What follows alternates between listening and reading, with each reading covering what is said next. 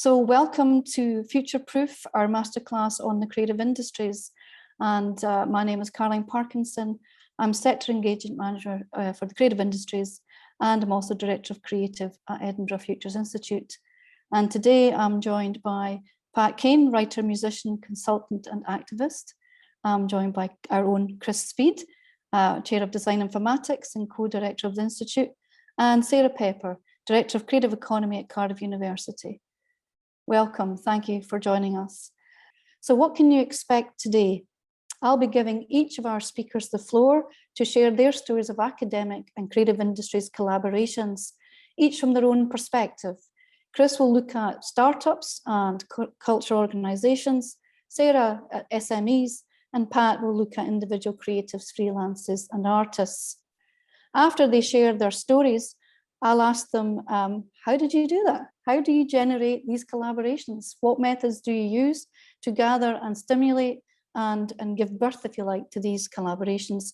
And at that point, I'll try and weave in some of your questions from the Q&A.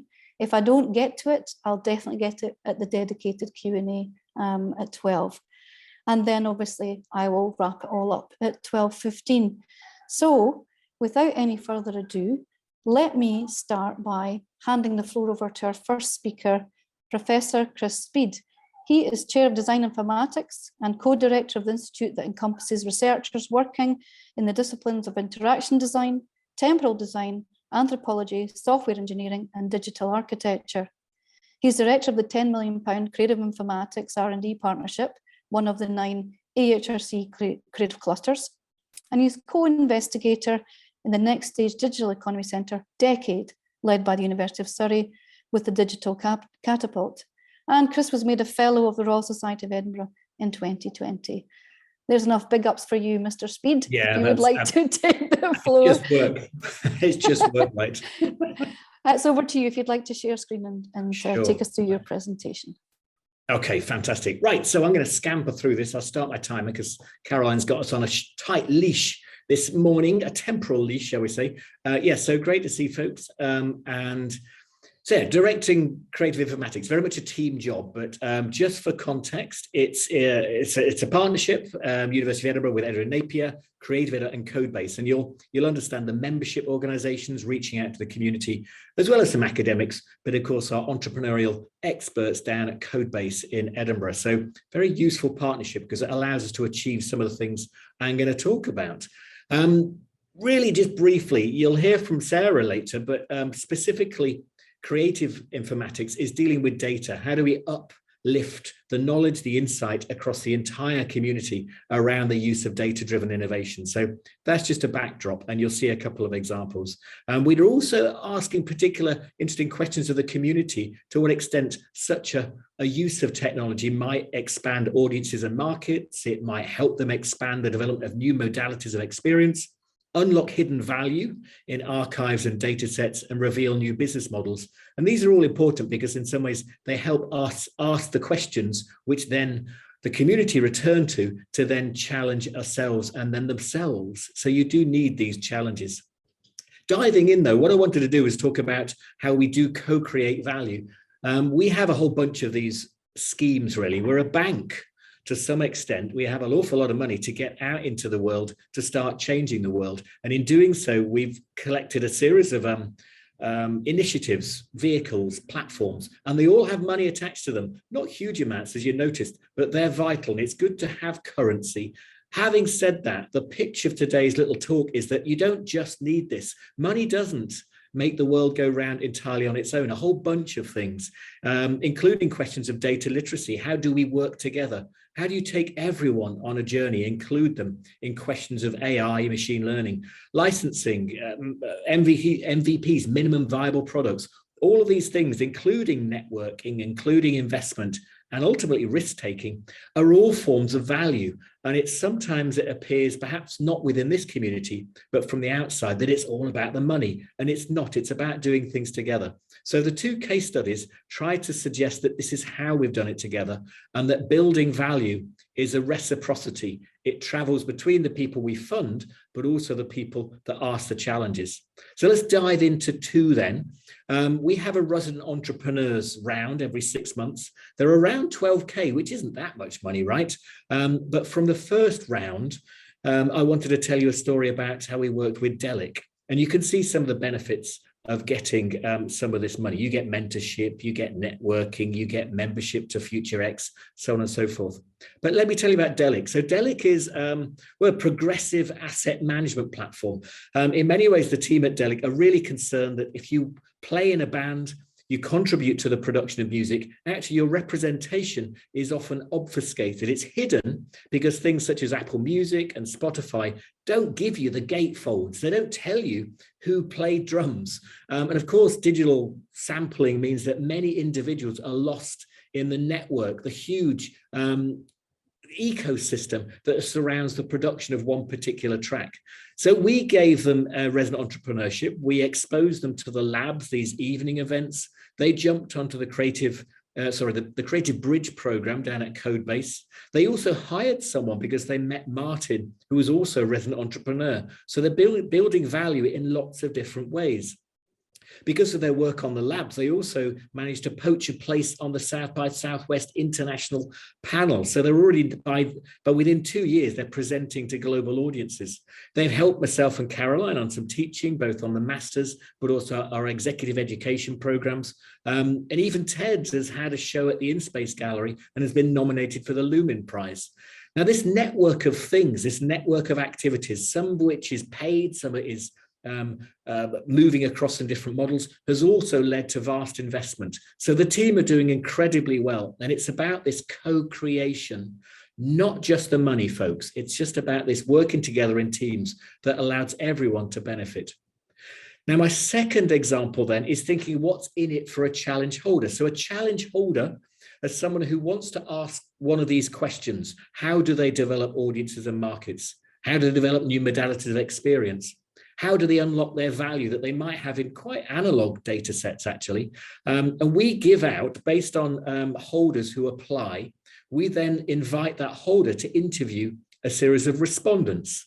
And that respondent gets about £20,000 to build a minimum viable product, a prototype for the challenge holder. So you can see that actually the people I'm going to focus on today was Historic Environment Scotland.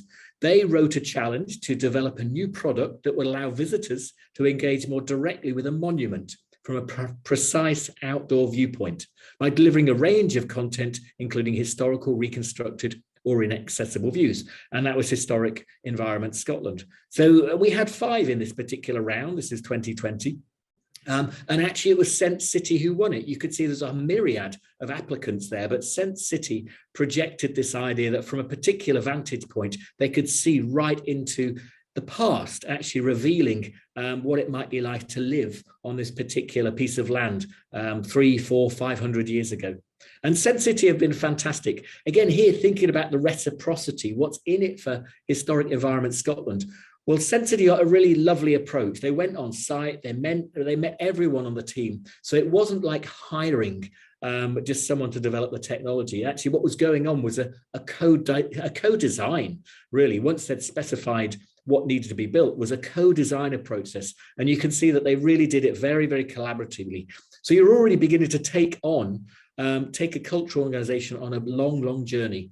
They did some great sketches and worked toward this final fantastic galvanized steel installation, which is now in place. And this is the idea that you can see. So you can see the 2 shots here and what it looks to look out over the actual 2021 landscape, but also then through the AR, the augmented reality, what you see down below is this rich 4K augmented reality really started to embed the social life of, I don't know, forgive me, I'm not a historian, let's say 400 years ago, what life was like. So entirely fulfilling the brief. And they started to demo it this year, and hopefully it should be open to the public very, very soon. So again, this reciprocity, this co-creation of value. On the one hand, Sense City are getting shortlisted for global media contracts. They're getting IP, they're getting new products and services because we've paid for them. But on the other hand, they're also developing the literacies of a large cultural organization, co-designing the intellectual ownership, new income streams for HES, Innovate UK applications alongside and with Sense City, and also core staff development. 30 or 40 staff went on this journey into this new technology.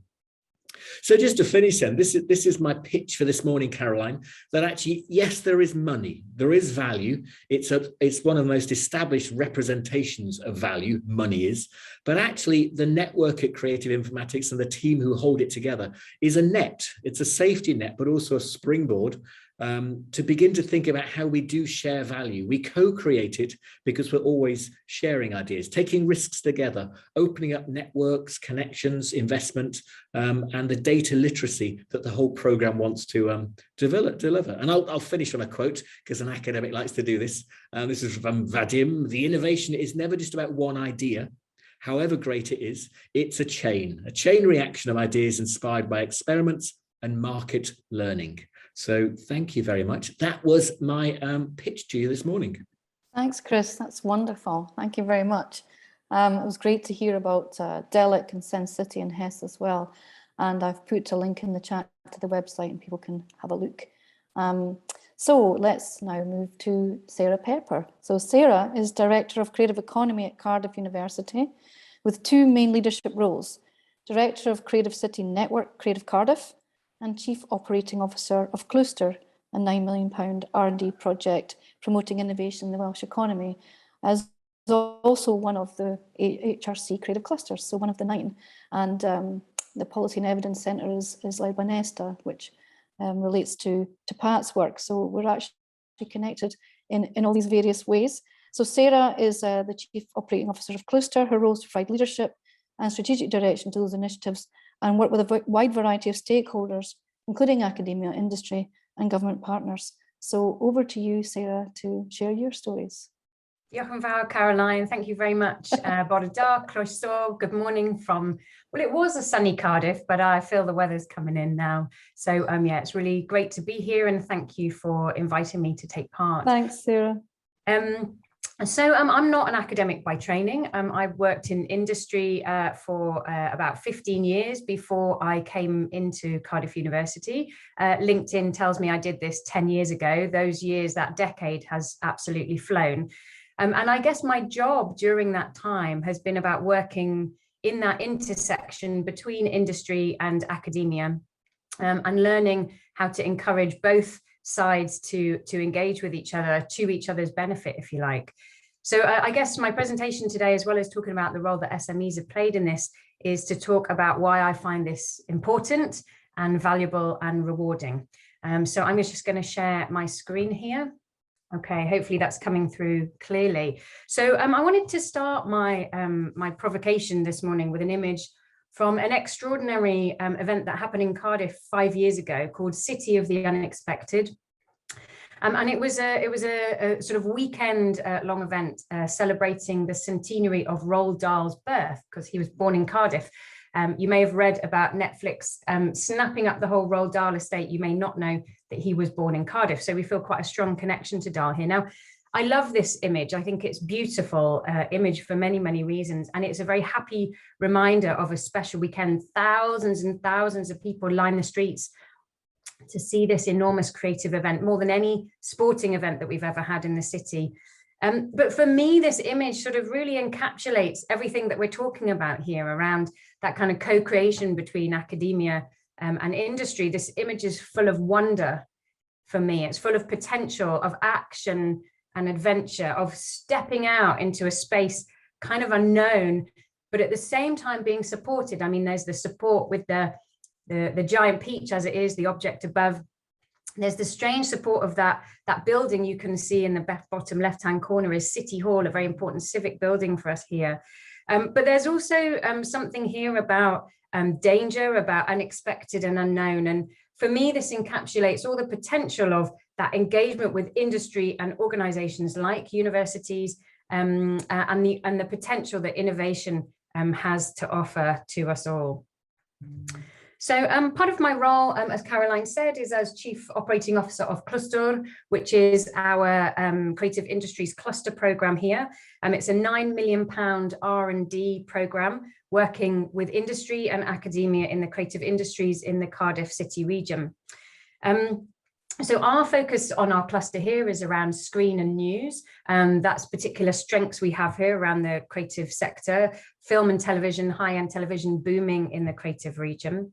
It was really important for us in terms of gaining a focus on innovation specifically around the creative sector here, and the strengths that the universities, the 3 universities in the city that we've brought together to engage in this activity.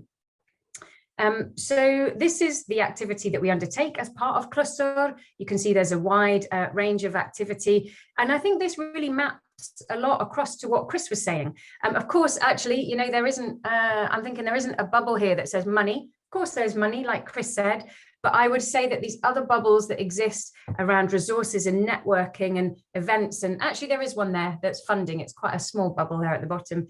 The team, the knowledge exchange, this is what that cluster environment provides to industry. And I think that's why it's important. Now, we take very seriously our role in building the cluster here, in focusing on developing networks, on understanding our ecosystem, on gathering data, on connecting people and getting to know who's doing what with who and who would like to do what, so that we can enable those interactions, those opportunities to engage, those opportunities to learn and collect the skills, the knowledge that's required to do this work well. And we therefore have relationships with hundreds, in fact, there's 1,300 SMEs and organizations working in the screen and media sector in our cluster, and we have a growing relationship with all of them, and we see that as a very, very important part of our job. Now, in the 3 years that we've been doing this work, we've funded 100 R&D projects. That's 100 projects with a range of different organizations, largely SMEs, the majority is with SMEs, to develop new products, services, and experiences. And part of that is not just, you know, like Chris said, handing over the money and off people go. It's about enabling that innovation activity to happen. So we have a big team that involves impact analysts and researchers, co-investigators, which is people who are working in academic roles and come in to provide their expertise. We have 4 producers who were recruited from industry, who come in to provide that, what's the best way of describing it? It's sort of like the oil to keep the whole machine moving.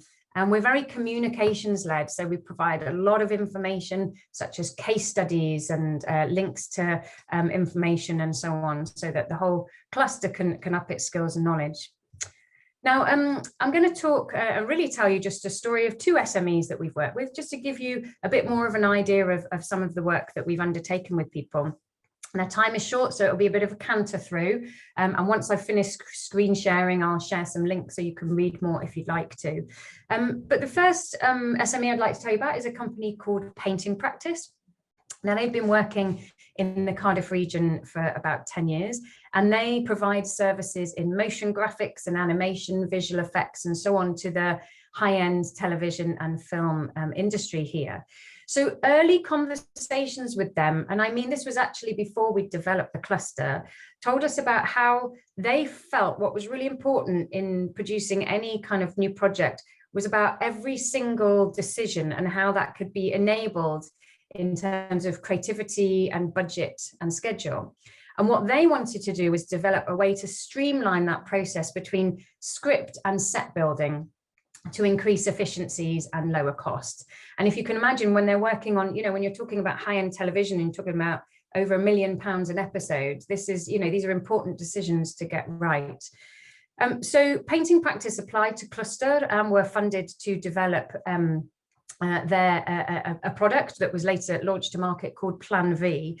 But what was important then after they were funded was their engagement with our team, their engagement with PDR, who are our user-centered design expertise colleagues at Cardiff Metropolitan University, their engagement with a dedicated producer to guide them through their decisions, and also their engagement with their co-investigator, a colleague at the University of South Wales, to help them negotiate the process of trying to understand and learn how to work through an innovation process.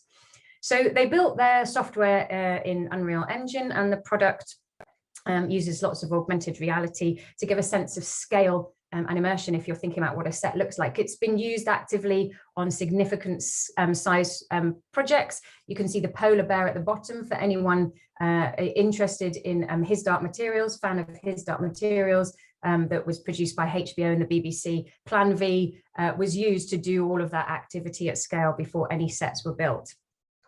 So it's been really successful. They've had over 15,500 people download their suite of tools, and they've also won various BAFTAs for their special effects services provided through those tools, and developed other existing services to clients. So for them, they're still on a journey about how they develop this work further, but you can see that this had significant impact for them at scale, but only through bringing together all those different parts of the partnership.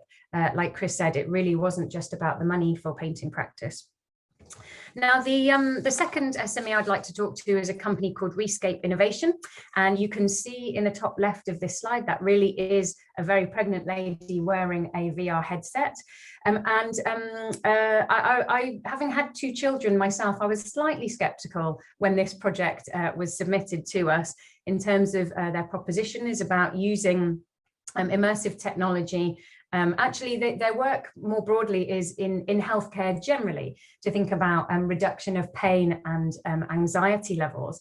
This project, they had a sort of, they were itching to get into this whole environment around childbirth, pregnancy and childbirth, and they wanted to push to see how they could get to a product that might work. So again, they went through a very similar process. They really embraced the double diamond method, this user-centered design technique that we use. And they user tested with biometric devices a number of products, and actually got some significant results from their prototypes that they've later taken on and are going to bring to market. Now, for them, this also offered them significant opportunities to raise further funds and investment afterwards. They did a crowdfunding exercise very shortly after they'd done their user testing, realizing £500,000. And the company are looking to apply for their Series A funding in the next 12 to 18 months. So they've cited their cluster support and program as a real part of that journey of where they've got to. Now, both Rescape Innovation and Painting Practice are no larger than 20 staff. In fact, significantly less than that when they came to us 2-3 years ago to think about what they were doing. So both of them have grown during that time in terms of headcount, and also in terms of investment. Right, a final thought from me then, before I hand back to Caroline. I guess as we emerge from the turmoil of COVID-19, I believe really firmly that this co-production work that we've talked about here is even more important than ever before. The potential for the creative sector and academia to work together to provide new data and real-time intelligence about what's happening in the sector has really never been more important. And it provides us a real opportunity to think about our resilience and future of the sector in a post-COVID landscape. We keep talking about post-COVID. I don't feel post-COVID at all, but in wherever we are going to next. So the pandemic has presented challenges, many of them. I think we're all familiar with that, but also opportunities. And those are around new ways of working, a bit like meeting like this, new markets, new audiences, new technologies. But understanding how we engage with those is still sort of littered with a whole minefield of complexities that we're still working through.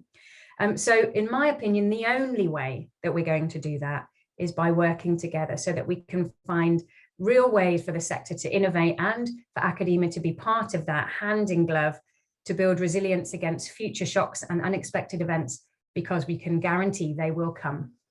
Thanks, Caroline. That's great. Thank you, Sarah. In fact, that is exactly what we are saying to government, actually, that we think that academic and cutting edge discovery and innovation within academic fields can help creatives who need to negotiate that digital pivot. Not everyone, of course, is requiring that help, but there's a number of people who are innovating and probably say they don't need us. But there is a big chunk that actually, yeah, they do, because it's a completely different business model So like you say, if you come back after COVID and you've kept the people alive through furlough and the buildings alive through capital emergency support, and they come together, say, nowish, they still have to figure out how to do filming, how to do ticketing, how to do second stream, how is the artist paid, how's the venue paid, you name it. There's so many things to look into. So thank you for that. So I am going to now hand over to Pat Kane. Pat, I'm sure doesn't really need an introduction. But Pat is a writer. Yes, musician. I do. Yes, you do. Okay, I'll do the full thing. Pat is a writer, musician, consultant, activist. He wrote The Play Ethic in 2004 and now speaks and consults globally on creativity, innovation, and the power of play. Pat has also co-founded a national newspaper, the Sunday Herald, as well as various civic and political platforms. From 2012 to 2020, Pat was a lead consulting curator of Future Fest for the Innovation Foundation, Nesta. And in 2020 to 21, he helped design the R&D innovation process for Festival UK 2022. And of course, Pat is still recording, performing and touring in Hue and Cry with brother Greg Kane. So over to you, Pat. I shall get off your screen. Thank you, Caroline. Hi, everyone. Thanks very much for coming. Thanks very much for inviting me. The title of my presentation is Know Your Steaming, Adventures Across the Sci-Tech Arts Commerce Divide. Now, of course, that has a West of Scotland connotation, which some of you might be aware of. For me, it has a third connotation because my favorite piece of technology when I'm singing is one of those absolutely beautiful facial steamers, which helps to relax a singer's throat. So when people say, Pat, you're off to get steaming, that's literally what I'm off to do, to be wreathed in a bath of steam. And of course, I presume we all know what we mean by STEAM here, which is science, technology, engineering, arts, and maths. And just to kind of slightly add to the CV there, I've just realized that to be in the music business for 35 years is to be involved in STEAM processes all the time, particularly mathematics when it comes to kind of making electronic music. And it's a tumult of tech business and creativity. So, but you're kind of solving problems as they arise. You're doing it pragmatically by feel as much as by program and model and method. And I'm often these days applying models and methods to stuff that we bodged together over the last couple of decades. You know, and that includes being a founding editor of one of the founding editors of the Sunday Herald, which was such an interesting but exacting experience in workplace culture that it spat me out to go and write a book, not about the work ethic, but about the play ethic. And that sort of went around the world a bit in terms of consulting and ideas and tipped me into this new career that I've had, which is essentially a curator, but I'd call it an editor of things in reality. And I've done, in terms of the presentation I've been asked to make today, which is to tell some stories about the crossover between academia, business and technology and markets. I've got 3 stories to tell you, and they both relate to the festivals and the events that I post the Play Ethic. I've been hired to help design and curate and consult to, and that's Future Fest, which was set up by Nesta, and laterally Festival UK 2022, which of course benicedly was described earlier as the Festival of Brexit. It's no such thing, it's the Festival of Creativity, and I'll explore that a wee bit more as we go along. So story 1 has 2 parts. Nesta, if anybody doesn't know, and to some degree Nesta were trying to kind of suppress this in recent years, which always surprised me, stands for National Endowment for Science, Technology and the Arts. Somewhat ahead of the game in terms of our current avidity to have, you know, entrepreneurs and sectors and school kids scrunch the science and the arts together, but they were already there from 1997. So Future Fest was an idea that Jeff Mulligan came up. I've known Jeff all the way from early pop days in the late 80s. And he came to me and said, you know, we're just out of a mighty crash. This was 2012. How do we make Nesta perform its appetite and insight for the future? How do we make it sing, dance, move, shimmy? I said, well, let's make a festival of this. Let's call it a Festival of the Future. And he agreed. And the 2 stories I'm going to pick out of the vast smorgasbord of things that we tried out between 2012 and 2020, the fatal year where everything shuts down and reevaluates, is 2 world firsts. One which was genuinely forged by us, and the other one which we kind of we happened upon and decided to promote. But this world first that's on the screen just now is something called Neurosis, which was literally the world's first neurologically informed thrill ride. And a thrill ride is that 6 degree of motion thing that you find in Thorpe Park and Alton Towers and that kind of place. And that's not quite the picture, but that's my tweet there saying George Clinton, the famous funketeer, was speaking at our conference, as was Edward Snowden and Vivienne Westwood and various others. But we got George Clinton to ride our world's first neuro thrill ride, Future Fest. It was an incredible clip. It's actually on Vine, but of course, Vine isn't a platform anymore, so we have to kind of deal with that as well, don't we? Now, in terms of the theme I was asked to talk about, which was where do freelancers and individual creators come into this? This is a classic example of a very multitudinous freelancer, a guy called Brendan Walker, who in the one body combines himself being a consultant to theme parks across the world.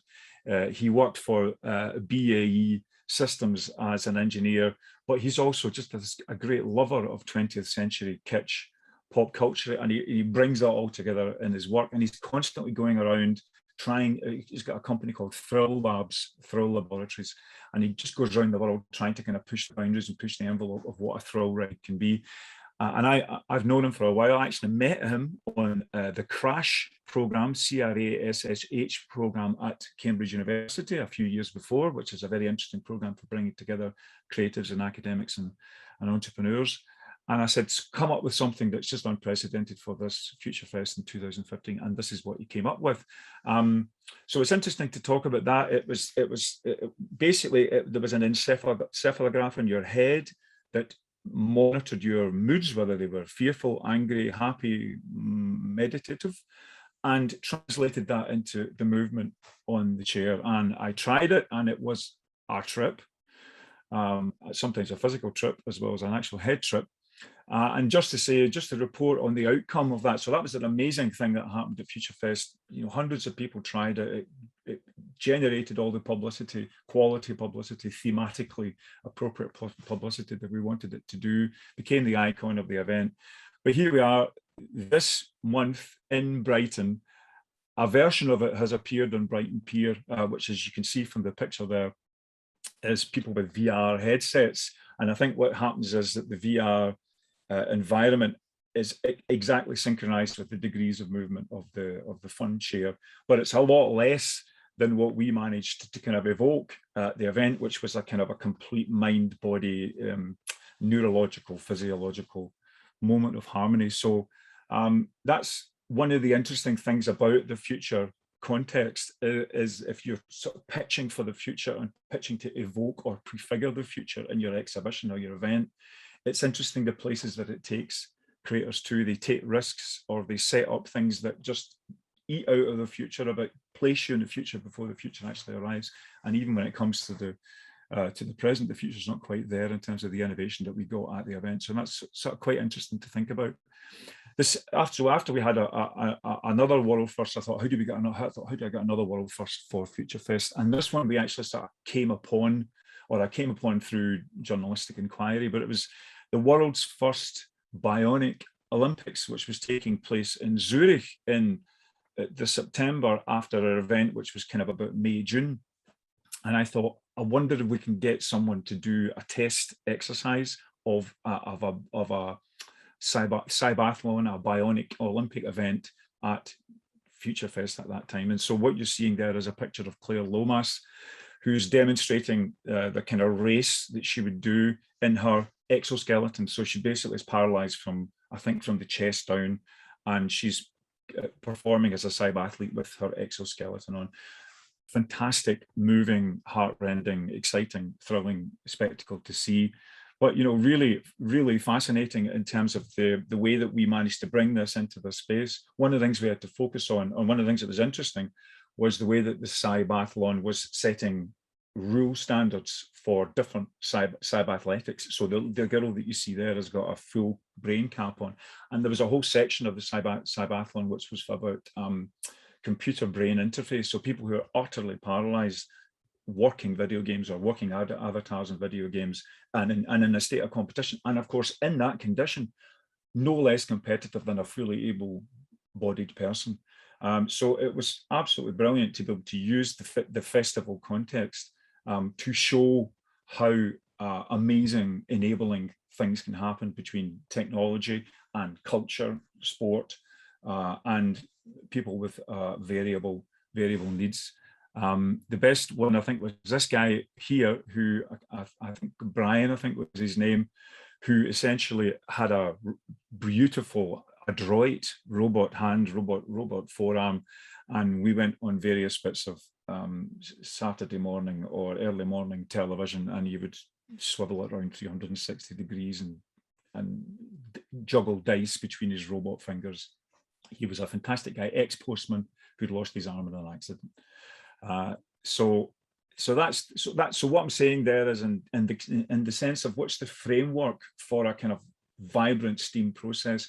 Often it's been my experience that performing a festival or finding a way for people to kind of project to an audience, whether it's an audience in front of them or a future audience, is a great way to bring the reciprocity and the clustering to life. And I'm very much in agreement with the emphasis on reciprocity and networks that the previous speakers have made. So that was Future Fest, but 2 years ago I was called up by a guy called Sam Hunt, who runs a fantastic science festival thing called Blue Dot at the George Bank Telescope. Some of you might have seen it, but it sort of combines science and hot bands. And he had worked for various City of Culture processes. He'd worked for the 2012 Olympics ceremony. He'd also worked in Hull City of Culture and worked with Martin Green, who's the Eminence Grise behind that, and is the Eminence Grise behind Festival UK 2022, which was, of course, originally misdescribed, although not understandably, because Jacob Rees-Mogg was promoting it as the Festival of Brexit, intended to be a kind of a boost after the by them after the exertions and disruptions of Brexit. Little were they to know how disruptive it was actually genuinely going to be in those years between 2020 and 2022, or 2019 and 2022. I'm not going to join and be involved in a festival of Brexit, but I am going to be involved in what they said it was going to be, which was a festival of creativity, similar to the kind of Festival of Britain, 1951. And the commissions were going to be done on that basis. So we were all set up in 2020 to be this year of cross-disciplinary ideation. The theme was open, original, simplistic. It wasn't just STEAM-driven, science, technology, engineering, arts, and maths. It was also shape-driven too. And if you don't know about shape is essentially an idea from the LSE. It's the arts and humanities wanting to sort of occupy the A of STEAM or the S of STEAM in a more vigorous manner. So I think SHAPE stands for social sciences, humanities, arts, politics, economics, or environment, or people and environment, or people and economics in any case. So if you look at STEAM going across that way and imagine SHAPE going that way, like a sort of mad Scrabble endeavor, that was the kind of the ideas basis. Now, along came COVID, as you can see in the bottom right-hand corner, the little icon there, and we began to, as everybody else was doing in the early months of 2020, started to kind of bluster around on Teams and on Zoom, on anything, just to begin to get the process going. And our challenge was, how do you, and my challenge, which was actually to be hired as an R&D consultant to help to design and shape the R&D process that would lead to consortia being commissioned to create these 10 amazing, mind-blowing exhibits of UK 2022. How do we do this under these conditions? You won't be able to see any detail of that, but that was my provocative design for the R&D process. I called it a flowing Creative Commons. And basically the structure, the middle three bands, the turquoise, the mustard, and the blue, were the three elements of the commons. So there had to be a meetup or a hangout online. We had to create a kind of sandbox theatre studio online. And then I wanted there to be a kind of commons or a toolbox or a meme pool online. So each of these things, the meetups, the kind of sandbox studio, and the commons resource, all were my idea of what makes for a fruitful innovation context. But we had to get this online, get this somehow evoked and built online, but then engaged people through these infernal windows rather than the kind of, you know, the wonderful physical cavorting around it we thought we were going to have as an innovation process. So not easy, but do you know what, we got there, and here are some of the components of how we got there. So we did, the idea of a commons became a creative curriculum. So we got, with BBC R&D leading, but with others involved as well, we methodically took the contending teams for the 10 commissions, which was about 30 teams. We methodically took them through a synthesis of best practice and creative method. And the BBC R&D teams were brilliant. We talked about the double diamond process. They deployed that and many others as well. So they were wonderful curators within the curation of innovation methods, and people really said that they had a lot of benefit out of it. Even people who felt as if they were experienced in innovation processes, they felt it was a real refresher. And we went for high level expertise. I mean, that's at the bottom there. There's a picture of a professor, I forget his name, but he's a professor of awe, an American Californian professor of awe, you can imagine. But he was absolutely brilliant, neuroscientist, and really set out, gave people a rationale for exponential ambition for what they would want to pitch for their commissions. So that was quite important to create a sort of a advanced learning mode as part of the furniture of a creative commons, or flowing creative commons. The next thing was really just trying to get as many brilliant as people to tell as many brilliant stories about their brilliance as possible. So just basically our own mini TED inspirational process. And just to read out some of the names, obviously there was a significant budget so we could get these people, but there was also a lot of working of contact books. You know, with David Olusoga, the brilliant radical Black British historian, reminding people of the connection between festivals and empire. So no real whitewash here.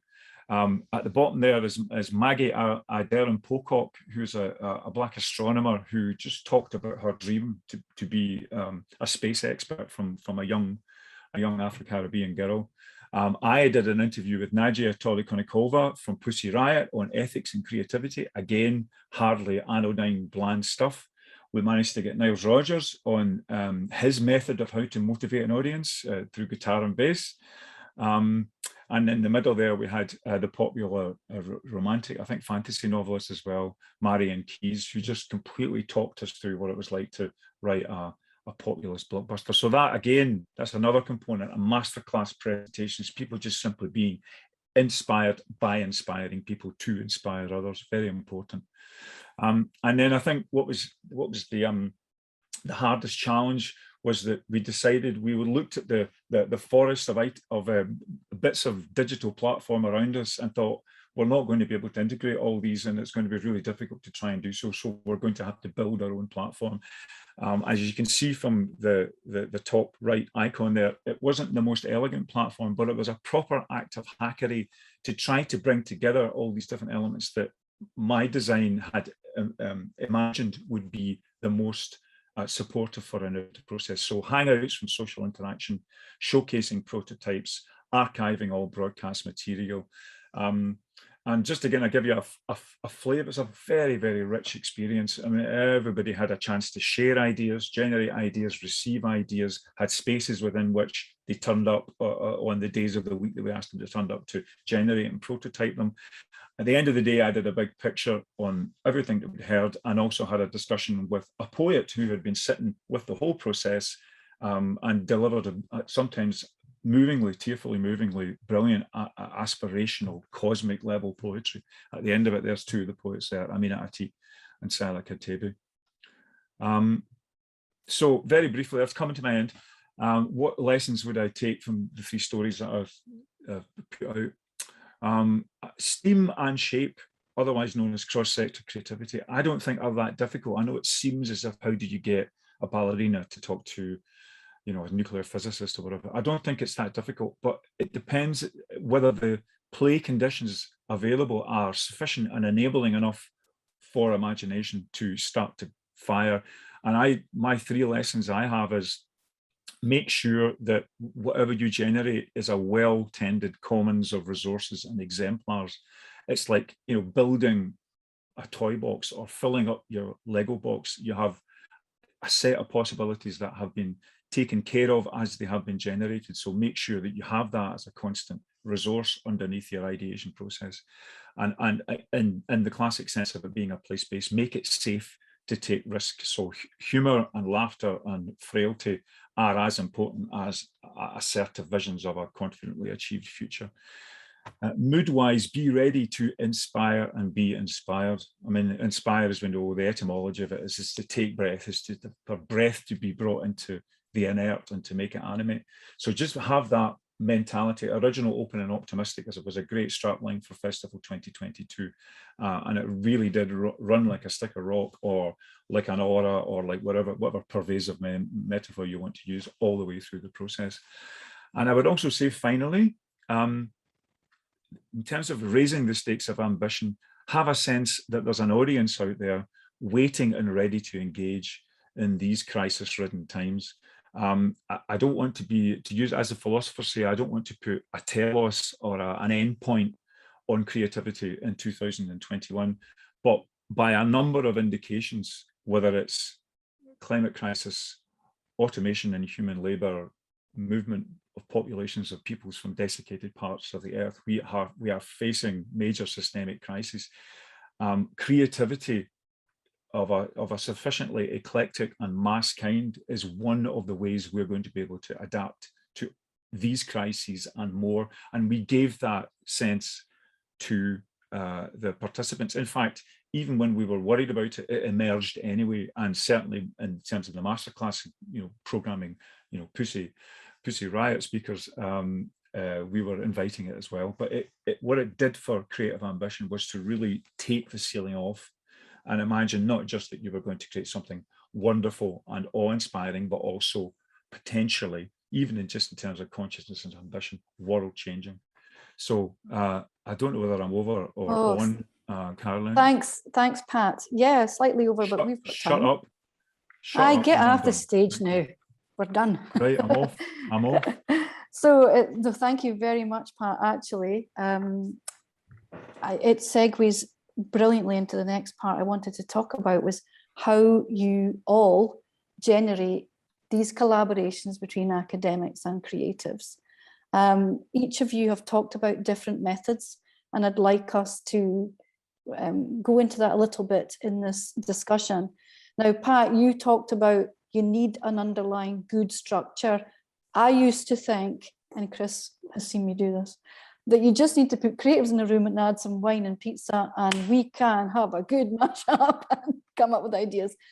Obviously, you need actually to have a purpose. So I'm interested in hearing your methods of how you've actually brought people together, got them to come along. They can see why they need to be there. And there's a process that's gentle enough, but guided enough that people progress. So maybe, Chris, do you want to jump in and talk about your method? Oh, sure. Yeah, no, it's great. And thanks, Sarah, Pat. It's good to align and understand, actually. I think the thing that we found in data, it's been tricky, right? I mean, we've language is so hard. We even introduced the term informatics. I mean, who knows what that means? So there's a whole bunch of languages, and creatives are really astonishing. They still throw the best parties. They still know how to dress. They still know how to put the best playlists on. But when you then introduce things which are new to them, sometimes they can be shy. I think we found in Edinburgh, Caroline, that talking about machine learning, algorithms, natural language processing is not easy. If you talk about what Alexa does, they get really animated and very ethical and very critical. But if you go to the tech, whoa, it goes quiet. So some of the things that we found is what is the language of engagement? You want to take everyone with you. We've talked about that, and you want to do it with radical creativity, and that's not easy. So when the creatives get in the room, once they're over the nerves and they're around the language, wow, you ask them to talk about voice and language, and they're away, and it's the most exciting series of fireworks you can have in a space, but you've got to get them there as well.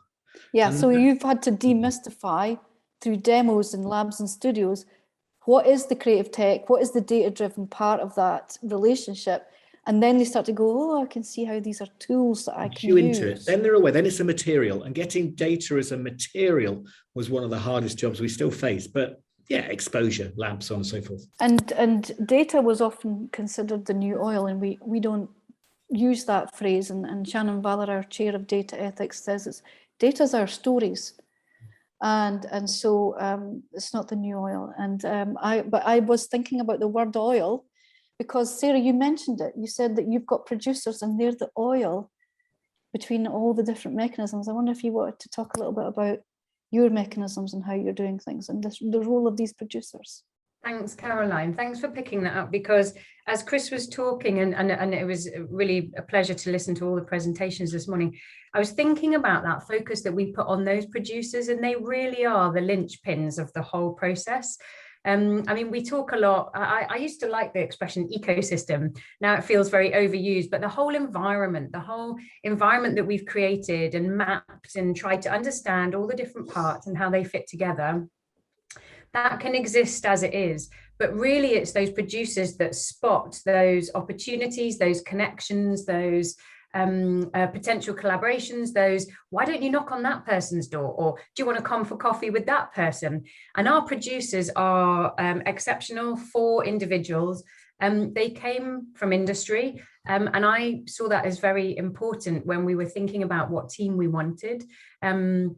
I guess maybe I drew a bit from my own experience, because I come from industry, not from academia, and knew that we needed people who could talk a shared language, or who, in the way that we understand producers, because if I'd come into the university and asked for my job title to be producer, I would have been laughed out of the room. But I knew we had to have this job title. I knew what it meant to me in industry for years. And I knew that if we were going to attract the kind of talent we needed, they needed to understand and be empowered in that job role as well. They are 4 brilliant individuals from all sorts of different parts of the sector that we talk to. So they already came with their networks. And that's really important as well, because they come with that. You know, even if they don't know the person, they know the person to ask to find out who the person could be to invite in.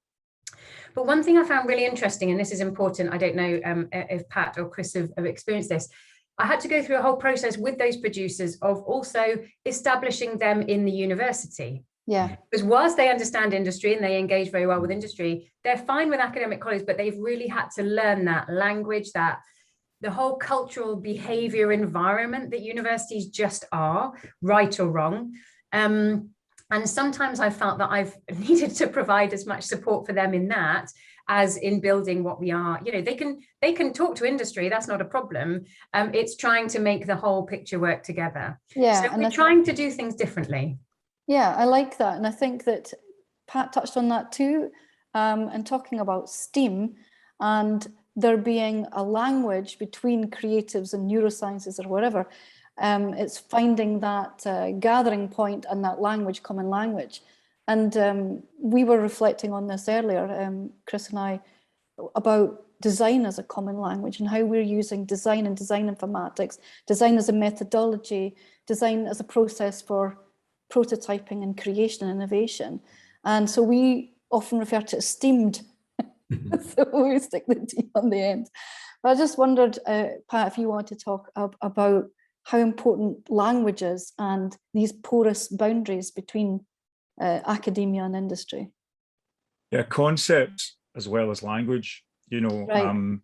And also huge ideas that many different disciplines can shelter under.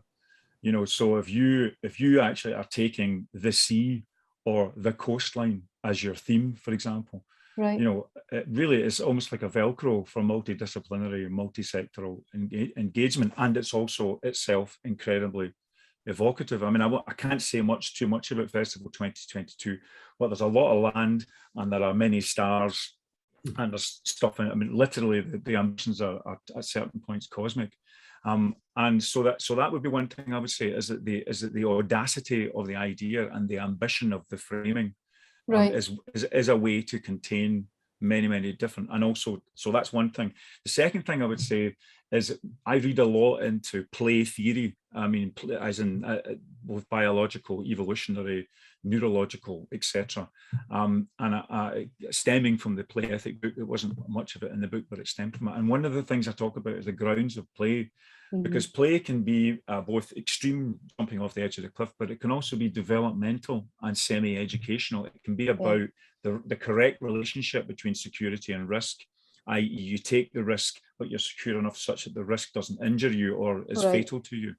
And one of the things I am beginning to realize over many years of doing this is that the security end of the risk security calibration sometimes can be institutional. The institution can support like a good mum or dad, or like good lions at the edge of the pride, the activity that happens within that. But sometimes you have to make the institution as much as assert the institution. And particularly in terms of what you asked me to talk about, Caroline, and what's the relationship with freelancers to this, we were very, very self-conscious that if you just have major institutions coming in and doing these commissions, National Theatre, Tate Modern, etc., what's the point? It's the same old, it's the usual suspects. So we're a conscious policy for diversity, which is ethnic and as well as class, as well as gender diversity. Absolutely. And we consciously composed mavericks and odd type people and complete lone wolves to go in with people who were already sort of institutions who knew how to fill out a form and knew how to get to say should rather than would, or could, or we will rather than we should. They knew all the language to get the budgets, but we forced them to work with lone wolves and mavericks.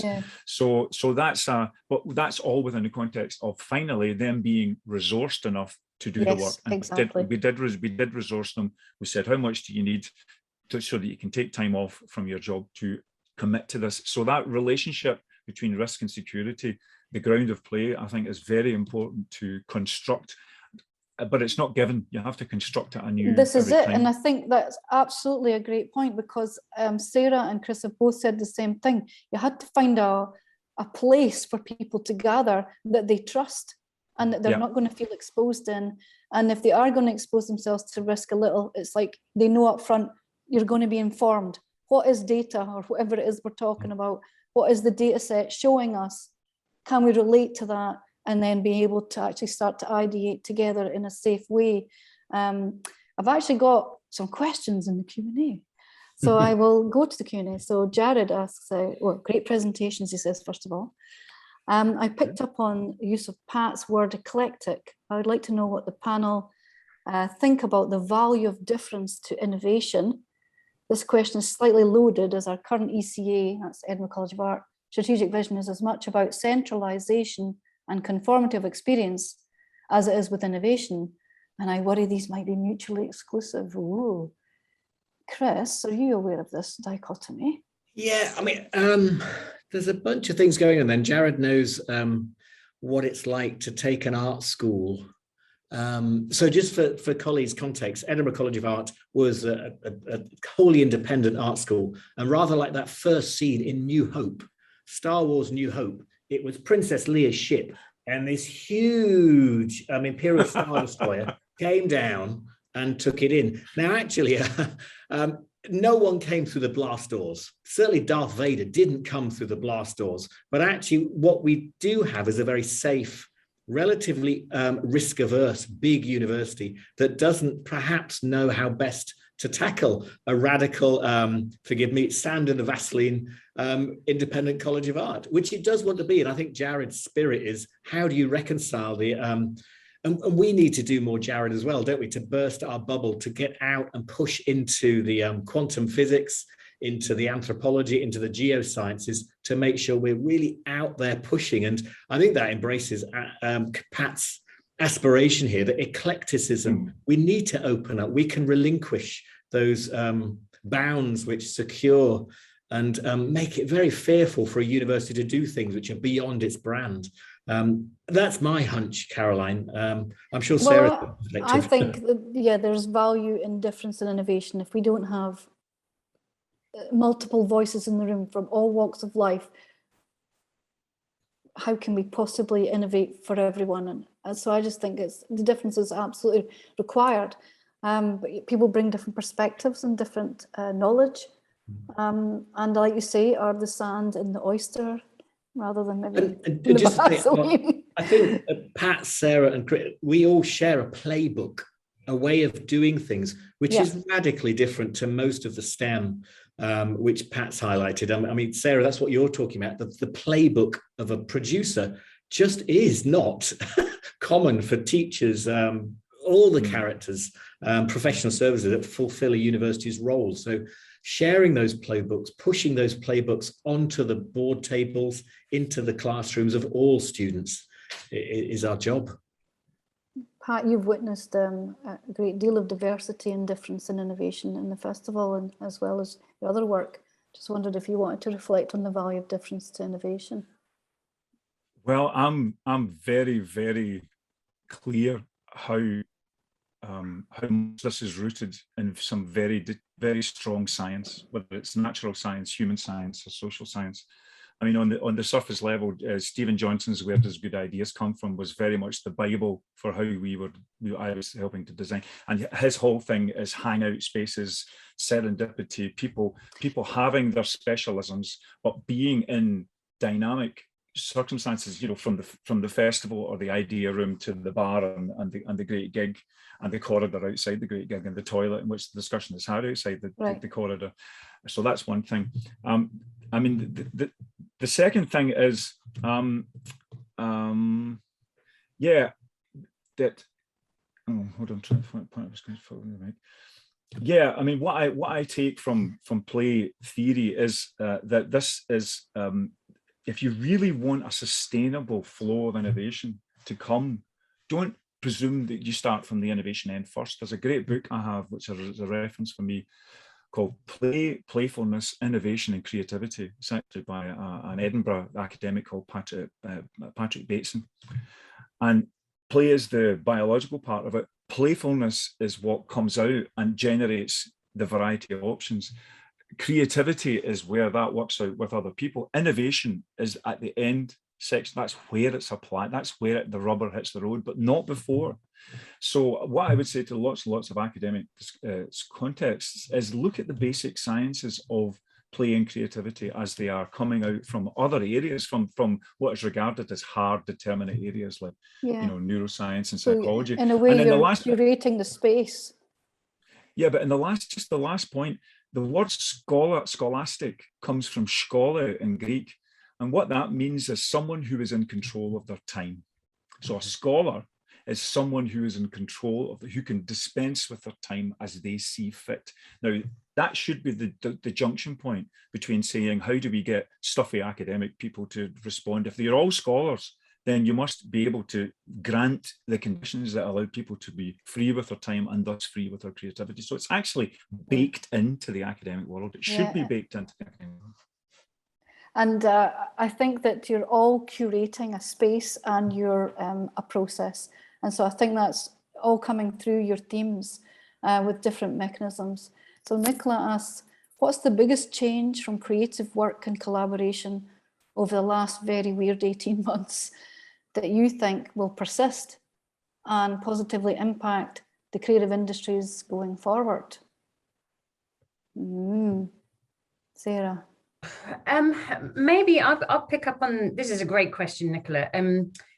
Maybe I'll pick up on this one almost in a segue from the last point, because for me, we've had such cultural shift, haven't we, in so many ways, in the way we live, in the way we work, but also other cultural movements like Black Lives Matter, We Shall Not Be Removed, and so on. But I think we cannot put too fine a point on this notion of difference. It's not just important, it's essential. And it must, it's not just about whether it should, I hope it does. And we're certainly pushing for that at every given point. It must continue as we progress what we're doing. And I think I could, you know, there's lots of sort of highbrow theories and ways that we can think about this, but sometimes when I'm thinking about this, I guess I should quote my grandma, my granny, because she always said to me, if you always do what you always did, you'll always get what you've always got. Yeah. And for me, that's it. I think let's just leave it there, because, you know, that we must, you know, we must change. We must evolve, and we must think about difference. That's the only way to do it. I can't think of a cleverer way to. I know, that's excellent, and it reminds me of my mum. My mum used to say to me, "If you're angry about it, Caroline, you're the one to fix it." So you just end up fixing loads of things. Mum's in charge. Mum's in charge. I know. So any other thoughts? The biggest change from creative work and collaboration over the last 18 months that you think will stick? Something that we've seen, and Chris Elsden, who's in our studio, he's quite interested in the creator economy. I'm not sure if Pat and Sarah, it seems contested. Some people seem to like the idea that creatives who were simply hired hands and are in some ways at the bottom of the food chain, hired and fired like freelancers.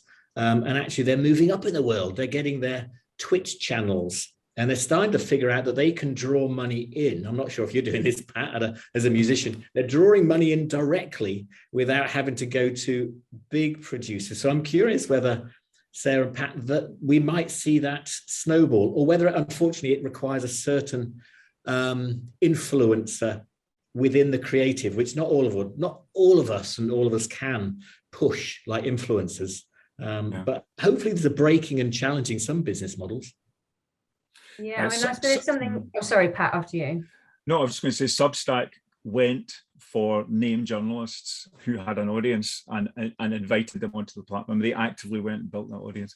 I mean, no, the only concept from the last 18 months that I think has come up to my face is this idea of the metaverse, which the top moguls are talking about, that there's a pervasive virtual second parallel, or maybe second, third, fourth parallel reality that won't just be nice to have or fun to do, but may be necessary to put in place if we are in a pandemic age, a globally warming age. We'll be in and out of the public sphere.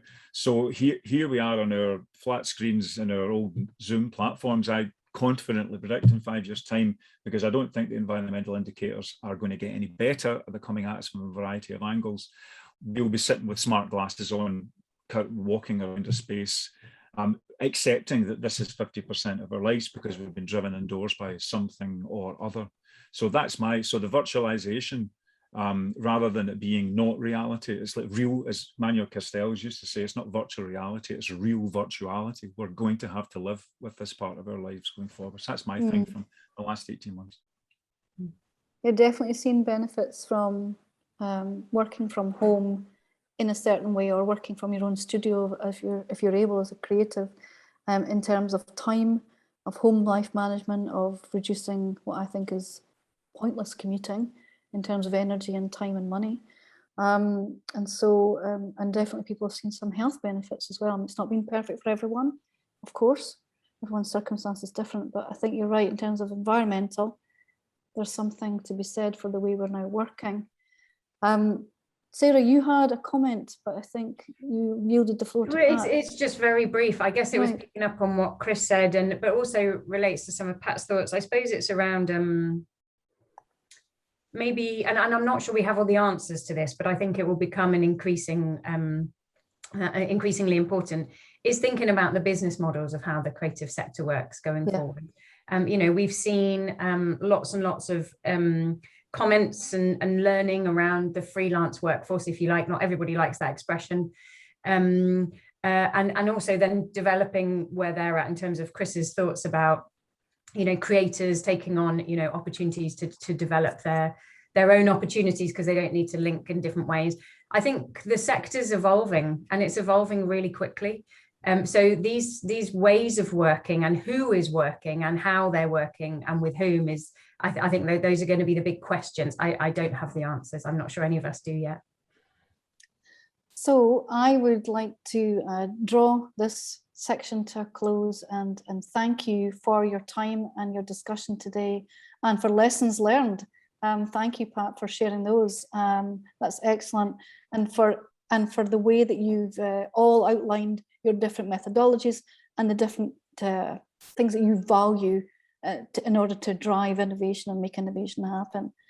So I would just like to also say thank you to our participants for coming along and spending this morning with us.